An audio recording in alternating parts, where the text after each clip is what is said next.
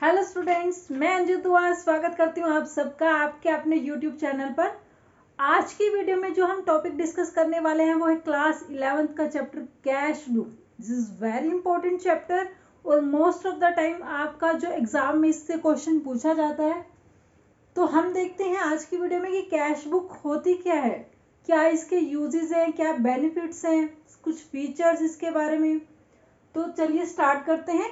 Cash book, अभी तक जब हमने स्टार्टिंग किया अकाउंट्स का तो हमने ये लर्न किया कि जब भी हम ट्रांजैक्शन करना स्टार्ट करते हैं तो सबसे पहले हम जो ट्रांजैक्शंस अपने रिकॉर्ड करते हैं वो रिकॉर्ड करते हैं जर्नल में। मींस कोई भी एक बेसिक ट्रांजैक्शन की स्टार्टिंग जिसे हम बुक्स ऑफ ओरिजिनल एंट्री भी बोलते हैं, आप सबसे पहले राइट डाउन करते हैं जर्नल के अंदर। लेकिन जर्नल के अंदर जब आप देखेंगे कि बहुत एक बिजनेस बड़े लेवल पर है, डेली की इतनी ज्यादा ट्रांजैक्शंस हैं, जब आप जर्नल में रिकॉर्ड करेंगे तो समटाइम्स आपके लिए काफी मैसअप हो जाएगा कि एक जगह पर सारी ट्रांजैक्शंस है जो डिफरेंट डिफरेंट नेचर्स की हैं। आपको कोई एक उनमें से बैलेंस चेक करना हो, किसी का टोटल, या फिर मे बी आपको कैश का बैलेंस चाहिए आज की डेट में कितना है, या आपको देखना है कि एक पर्टिकुलर डेट में परचेजेस कितनी वैल्यू के हैं, कितना परचेज रिटर्न हुआ है, तो वहां से आपके लिए बहुत डिफिकल्ट हो जाएगा क्योंकि नंबर ऑफ ट्रांजेक्शन्स इतनी ज्यादा है कि आपके लिए जर्नल में से फाइंड आउट करना मे बी बहुत ज्यादा टाइम वेस्टेज भी हो। तो उस डिफिकल्टी को रिमूव करने के लिए अगर हम बात करें कि स्मॉल लेवल के बिजनेस तक के लिए ओके है कि आप का लेवल जो बिजनेस इतना है कि डेली में बहुत ही लिमिटेड ट्रांजेक्शन्स होती हैं, तो आपके लिए जर्नल में नोट करना उन ट्रांजेक्शन्स के लिए बेनिफिट रहेगा। लेकिन जहां पर नंबर ऑफ ट्रांजेक्शन्स बहुत ज्यादा है, एक बिजनेस का लेवल बहुत बड़ा है, नंबर ऑफ ट्रांजेक्शन्स में भी अनलिमिटेड है, तो वहां आपके लिए जर्नल में एंट्री रिकॉर्ड करने की कंपैरिजन में अगर मैं बोलूं कि डिफरेंट बुक्स रेडी करना आपके लिए ज्यादा बेनिफिट होगा। तो उन्हीं में से एक बुक है हमारी कैश बुक। कैश बुक को भी हम बुक्स ऑफ ओरिजिनल एंट्री भी बोल सकते हैं क्योंकि जब मैं कैश बुक रिकॉर्ड करती हूँ, क्योंकि मैंने बोला कि जब बिजनेस का लेवल बहुत बड़ा है तो आपको सेपरेट बुक्स रेडी करने में ही बेनिफिट रहेगा।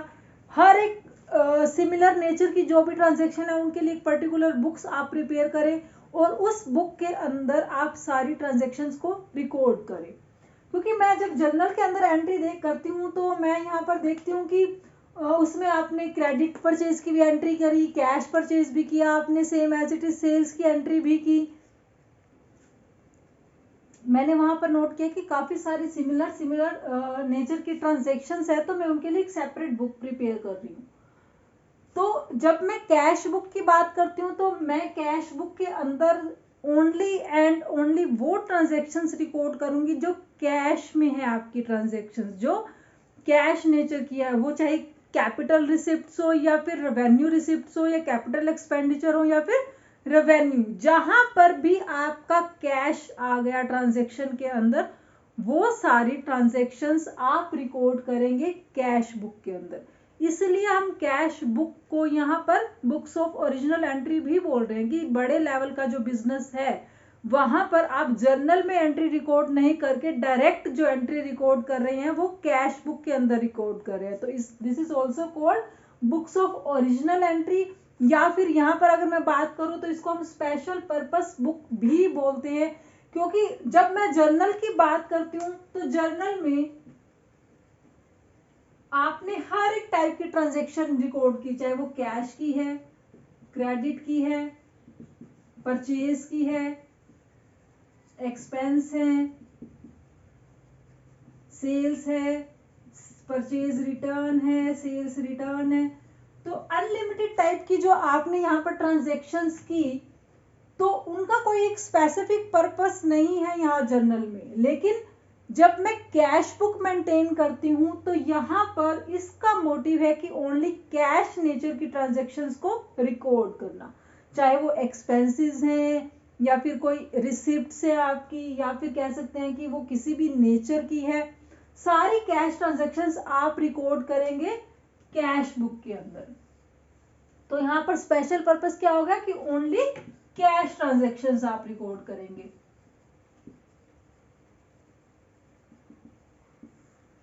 अब जब आपने कैश ट्रांजेक्शन्स को एक ही स्पेस पर यहाँ पर नोट कर लिया तो इसका बेनिफिट आपके लिए मेन क्या रहेगा कि whenever you want to find out cash balance और bank balance in your cash book, तो आप अपनी कैश बुक को डेली बेसिस पर चेक करके डेली बेसिस पर उनका बैलेंस फाइंड आउट कर सकते हैं। इसके अलावा और भी कुछ बेनिफिट्स है जो आगे हम बेनिफिट्स में डिस्कस करेंगे, एडवांटेजेस में डिस्कस करेंगे। तो बेसिकली इसको हम स्पेशल पर्पस बुक या सब्सिडरी बुक भी बोलते हैं। क्यों? क्योंकि हमने यहाँ पर फर्स्ट जो ट्रांजेक्शन अपनी रिकॉर्ड की बुक्स के अंदर वो कैश बुक में की। जैसे जर्नल में आप रिकॉर्ड करते हैं first time transaction, same as it is मैंने कैश बुक में यहाँ पर डायरेक्टली फर्स्ट टाइम रिकॉर्ड किया on the basis of the source document. जो भी मेरे पास सोर्स डॉक्यूमेंट अवेलेबल हैं वो नेसेसरी हैं, क्योंकि उनके बिना आप कहीं भी ट्रांजेक्शन्स अपनी अकाउंटिंग बुक में रिकॉर्ड नहीं कर सकते। जब भी आपके पास जब तक कोई वैलिड प्रूफ नहीं होता, कोई ऐसा डॉक्यूमेंट अवेलेबल नहीं है, तब तक आप अकाउंट्स की बुक में ट्रांजेक्शन्स रिकॉर्ड नहीं कर सकते। अब बात आती है कि जब आपने कैश बुक प्रिपेयर कर ली तो आपको मीन्स कैश बुक के साथ साथ और अदर क्या सब्सिडरी बुक्स हो सकती हैं जिनको आप जर्नल में ना रिकॉर्ड करके कि डायरेक्ट उन बुक्स में रिकॉर्ड कर सके। मैंने आपको बताया कि जब मैं जर्नल रेडी करती हूँ तो मैंने बहुत सारी नेचर की ट्रांजेक्शन्स इन जर्नल में रिकॉर्ड की, लेकिन आपको समटाइम्स कोई प्रॉब्लम्स आ सकती है कि आपको परचेज का पर्टिकुलर बैलेंस चाहिए किसी एक डेट का, या किसी एक डेट पर कितने एक्सपेंसेस हुए, या फिर कितनी आपकी परचेज रिटर्न हुई, सेल्स रिटर्न हुई, या सेल्स का बैलेंस कितना है। तो क्योंकि जर्नल के अंदर बहुत सारी अलग अलग ट्रांजेक्शन्स हैं, बहुत सारी डेट्स की हैं, एक डेट की वन बहुत सारी ट्रांजेक्शन है, तो it will be a difficult task to find out every time. आप रिकॉर्ड करें, चेक करें, वन बाय वन नोट करें और फिर उसका बैलेंसिंग करें। तो बेनिफिट ये होगा कि रेदर जर्नल में रिकॉर्ड करने के कंपैरिजन में आप सेपरेट बुक्स में उन ट्रांजेक्शन्स को रिकॉर्ड कर लें। वो बुक्स आपकी कौन कौन सी होती हैं अभी हम देखते हैं।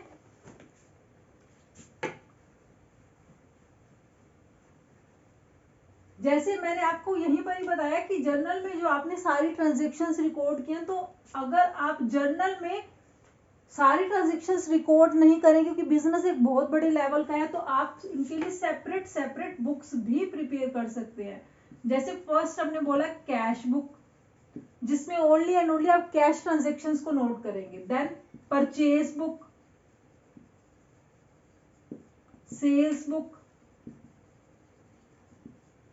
Purchase return book, sales return book, और इसके अलावा फिर जर्नल प्रॉपर। जब मैंने कैश बुक की बात करी तो मैंने आपको बताया कि सिमिलर मींस कैश से रिलेटेड सारी ट्रांजेक्शन इस बुक में हम रिकॉर्ड करेंगे। परचेज बुक की बात कर रही हूँ तो परचेज बुक के अंदर ओनली आप क्रेडिट परचेज रिकॉर्ड करते हैं, क्योंकि कैश से related transaction already cash book में आप रिकॉर्ड कर चुके हैं। फिर बात आती है सेल्स बुक की, तो सेल्स बुक में भी आप ओनली क्रेडिट सेल्स को ही रिकॉर्ड करेंगे। परचेज रिटर्न में जो आपका कुछ परचेज आपने किया वो डिफेक्टिव या अदर रीजन की वजह से आपने रिटर्न किया, that is in purchase return book. Same as it is sales return, आपने कुछ आइटम सेल की, मे बी डिफेक्टिव की या may be mismatch to order, उसके रीजन की वजह से आपके पास कुछ क्वांटिटीज रिटर्न आ गई। और बाकी जो अदर ट्रांजेक्शन्स है जिनके लिए बुक्स नहीं मैच कर रही, तो उनको हम रिकॉर्ड करते हैं जर्नल प्रॉपर के अंदर। तो कैश बुक आप देखेंगे कि जैसे आप कोई भी लेजर प्रिपेयर करते हैं वही आप कैश अकाउंट भी प्रिपेयर करते हैं। तो जब आप कैश बुक प्रिपेयर कर रहे हैं तो आपको कैश अकाउंट प्रिपेयर करने की भी नीड नहीं रहती, क्योंकि सारी कैश से रिलेटेड ट्रांजेक्शन्स आप कैश बुक में ही कंसीडर करते हैं। तो ये था आपका कैश बुक के बारे में कि बेसिक कैश कॉन्सेप्ट होता क्या है, उसके अंदर हम क्या ट्रांजेक्शन्स रिकॉर्ड करते हैं। नेक्स्ट वीडियो में हम लर्न करेंगे कि हमारे फीचर्स क्या हैं कैश बुक के, कैश से रिलेटेड बुक रेडी करने में आपको क्या एडवांटेजेस हो सकते हैं, और अदर आप कैसे इसका फॉर्मेट प्रिपेयर करते हैं वो हम लर्न करेंगे नेक्स्ट वीडियो में। तब तक टेक केयर, बाय बाय, मिलते हैं नेक्स्ट वीडियो में नेक्स्ट टॉपिक के साथ।